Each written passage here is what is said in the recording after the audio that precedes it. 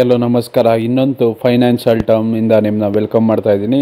ಇವತ್ತು mutual fund ಅಂದರೆ ಏನು ಅಂತ ತಿಳ್ಕೊಳ್ಳೋಣ. ಸದ್ಯಕ್ಕೆ ಮ್ಯೂಚುವಲ್ ಫಂಡ್ ಅಂದರೆ ಹಲವಾರು ಜನ ಪರ್ಸೆಪ್ಷನ್ ಇಟ್ಕೊಂಡಿರೋದೇನು ಅಂದರೆ ಮ್ಯೂಚುವಲ್ ಫಂಡ್ ರಿಸ್ಕಿ ಅಂತ. ರಿಸ್ಕ್ ಯಾಕೆ ಅಂದರೆ ಈ ಡೆಫಿನೇಷನ್ ಕೇಳಿದಾದ್ಮೇಲೆ ನಿಮಗೆ ಗೊತ್ತಾಗುತ್ತೆ. ಯಾಕೆ ಅಂದರೆ ಇನ್ವೆಸ್ಟ್ಮೆಂಟು ನಿಮಗೆ ಹೆಂಗೆ ಜನ್ರೇಟ್ ಆಗುತ್ತೆ ಅಂದರೆ ಇಂಡಿವಿಜುವಲ್ ಇನ್ವೆಸ್ಟರ್ಸು ಅವರು ಮನಿಯನ್ನು ಸೇವ್ ಮಾಡಿರೋದನ್ನು ನಿಮಗೆ ಫಂಡ್ ಮ್ಯಾನೇಜರ್ಗೆ ಕೊಡ್ತಾರೆ. ಫಂಡ್ ಮ್ಯಾನೇಜರ್ ಏನು ಮಾಡ್ತಾನೆ, ಅವ್ರ ಕೆಲಸ ಏನಪ್ಪ ಅಂದರೆ ಫಂಡ್ ಮ್ಯಾನೇಜರು ನಿಮ್ಮ ಸ್ಟಾಕನ್ನು ಚೂಸ್ ಮಾಡ್ತಾರೆ ಯಾವುದ್ರ ಮೇಲೆ ಇನ್ವೆಸ್ಟ್ ಮಾಡಬೇಕು ಅಂತ.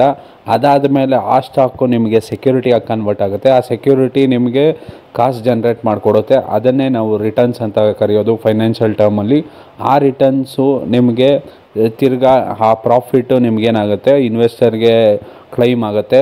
ಒನ್ಸ್ ಅವರು ಏನನ್ನ ರಿಡೀಮ್ ಮಾಡ್ಕೊಳೋದಾಗ ನಿಮಗೆ ಆ ಪ್ರಾಫಿಟ್ಟು ರಿಡೀಮ್ ಆಗುತ್ತೆ. ಇಷ್ಟು ಮ್ಯೂಚುವಲ್ ಫಂಡ್ ಡೆಫಿನೇಷನ್ ಆಗಿರುತ್ತೆ. ಇದು ಕಲೆಕ್ಟಿವ್ ಮನಿ ಒಬ್ಬ ಇನ್ವೆಸ್ಟರ್ಸಿಂದ ಇನ್ವೆಸ್ಟರ್ಗೆ ರಿಟರ್ನ್ ಆಗುತ್ತೆ. ಆದರೆ ಮಧ್ಯದಲ್ಲಿ ನಿಮಗೆ ರಿಟರ್ನ್ಸು ಮತ್ತು ರಿಸ್ಕನ್ನು ನಿಮ್ಮ ಫಂಡ್ ಮ್ಯಾನೇಜರ್ ನೋಡ್ಕೋತಾರೆ. ಫಂಡ್ ಮ್ಯಾನೇಜರು ರಿಟರ್ನ್ಸನ್ನು ಎಕ್ಸ್ಪೆಕ್ಟ್ ಮಾಡಲ್ಲ, ಅವರು ಕಮಿಷನ್ಗಾಗಿ ವರ್ಕ್ ಮಾಡ್ತಾರೆ. ಇದು ಇವತ್ತಿನ ಡೆಫಿನೇಷನ್.